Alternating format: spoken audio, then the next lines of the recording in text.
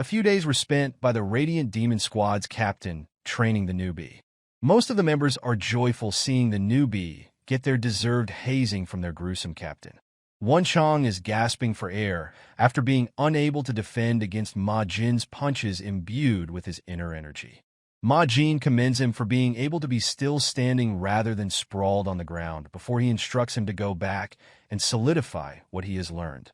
On the other hand, Yeonshin is calm as usual, already solidifying what he learned from the strongest squad captain in the desolate fortress. The moment he is done, Ma Jin asks whether Yeonshin has understood the crux of the steps. Yeonshin simply states that it is to think and act in a seamless manner. Ma Jin confirms that it is. There is always a way for him to move regardless of the situation. The true crux of the Radiant Demon Arts is to move seamlessly without disrupting the path of their attack, before he instructs him that he must now understand the deeper meaning of the path of attacks. This is intriguing for Yeonshin, asking further about the deeper meaning of the path of attacks. It is kind of hard to explain, so Ma Jin intends to show it to them rather than simply explain it to them. Standing in front of the stone garden light post, he tells both of them to look carefully, as the other members also gathered, not wanting to miss the chance to see the captain's technique. Right after, Ma Jin musters up his inner energy as he puts his hand on the light post, giving off extreme pressure and making a wind gush. Suddenly, Ma Jin takes a deep breath and completely relaxes his mind, body, and aura. Yeonshin notices the instant when the captain relaxes his breathing before he strikes, as if he already found the path of attack. Then, as if he finds what he is looking for, Ma Jin strikes the light post with his bare left hand. The strike from the path of attack makes the solid stone of the light post crumbling. Once he finishes demonstrating the concept, Ma Jin takes another deep breath, while the other members are amazed even when they see it multiple times. Ma Jin explains further if they follow a perfect path of attack, then the most powerful attack will be unleashed. Yeonshin understands they need to grasp the timing of unleashing their strength. Ma Jin claims that even though he has shown it to them, he is not asking them to do this immediately because this is not something they can master after seeing it just once, emphasizing this is something they will have to learn throughout their entire life. Somehow, Yeonshin thinks otherwise because he feels like he can somewhat do it right now. So he steps toward the other light post, confusing Ma Jin as to whether he is going to try doing it. In his mind, Yeonshin thinks the essence of core energy is great nature, and he wonders whether just following what he has seen would be sufficient. That instant, Yeonshin gathers his inner energy and uses body sword unification. After reaching the state he wants, he slowly relaxes his mind and body. The moment he opens his eyes in that relaxed state, he sees the line on the surface of the stone light post. Yeonshin intently waits until he sees a point shown in the light post.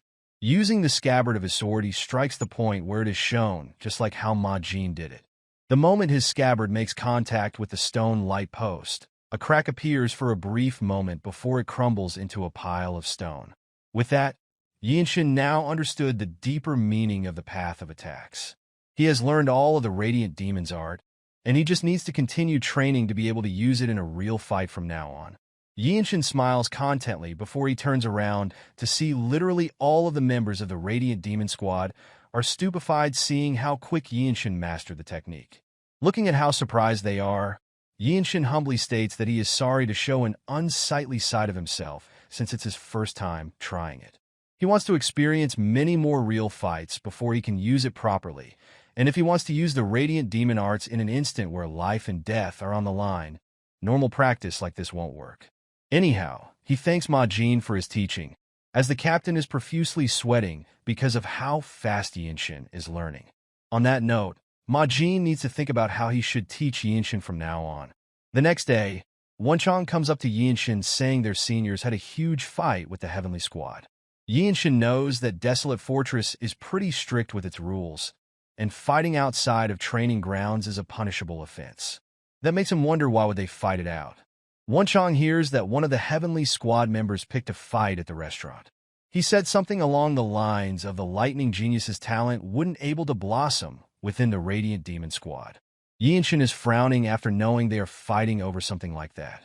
One Chong then reveals that this is what the Murim is like. This is its true face. Something that doesn't seem like a big deal could provoke someone to raise their sword against anyone, and the streets place great value on the process of stopping that sword and winning in that situation. In this case, the seniors of the desolate fortress are getting angry over a newbie, making One Chong terrified over the thought that that happened to him. On the other hand, Yeonshin notices that this could be an opportunity. If he wants to get the fruit of the world tree, which all the noble races of this world worship, he needs to accomplish something. He will definitely need help from others in the process of doing so.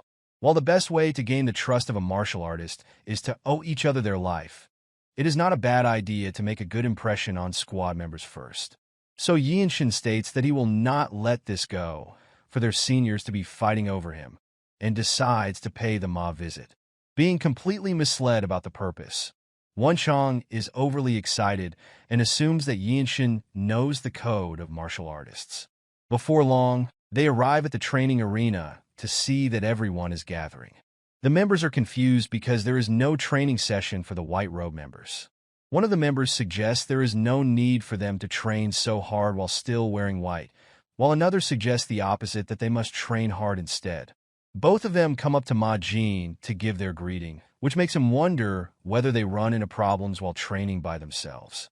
Yeonshin conveys his wish to have a spar, so Ma Jin suggests he ask anyone here, and they will happily spar with him. But Yeonshin doesn't want to spar with any of them at the moment. He wants to spar against the Heavenly Squad member. This request surprises the members present in the arena. While Ma Jin thoughts that Yeonshin must have known of what happened yesterday, he suggests he not get too worked up over it. Insisting on it, Yeonshin wishes to see the heavenly sword arts, which he claims he admired for a long time in person. Ma Jin still thinks that Yeonshin is too agitated, yet he feels pleased that this junior gets worked up because of his seniors. Yeonshin is adamant and states his wish to spar and show that the Radiant Demon Arts is a great martial art once more toward his captain. In his mind, Yeonshin wants to be able to gain fighting experience with the Radiant Demon Arts, observe an advanced martial art, and leave a good impression on his seniors. It would be like killing 3 birds with 1 stone. Ma Jin says that Yeonshin has neither learned the same kind of martial arts as the Heavenly Squad, nor has he fought in a battle together before. He explains that while it might be a spar, there is no reason for them to go easy on him. As if Yeonshin is really passionate about giving them a beating, he states that fighting them tooth and nail is what he is hoping for. This surprised the members of the Radiant Squad members for a moment, before all of them cheered him up, saying they wanted to see what Yeonshin is like after he grows up.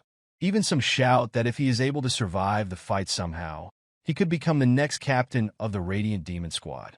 In the end, Ma Jin gives in and will convey the message to the Heavenly Squad to request a sparring match. Before long, both members from Radiant Demon Squad and Heavenly Squad are gathering in the arena. People can't fathom that a white robe would challenge a blue robe member. But for those who know, Yeonshin is a beast. One of the members reveals this is supposed to be a guidance fight for the sake of learning.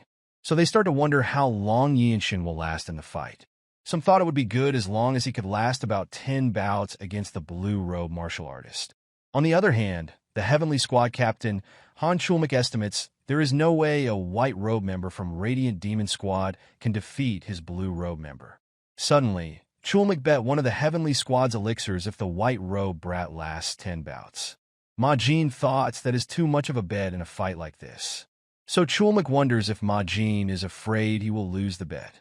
Ma Jin refused the provocation, saying the desolate fortress's elixirs aren't something that can be used frivolously. Chulmik simply states the honor of the Radiant Demon Squad and the Heavenly Squad is on the line, and there is no way that is frivolous. In the end, Ma Jin accepts the bet. As Chulmik sits back in his chair, he states as the leader of a group, they ought to trust their own people, feeling excited that he will win the bet. But Ma Jin knows better that it will be his win in the end. Right after, the blue robe members from the Heavenly Squad strike up a conversation.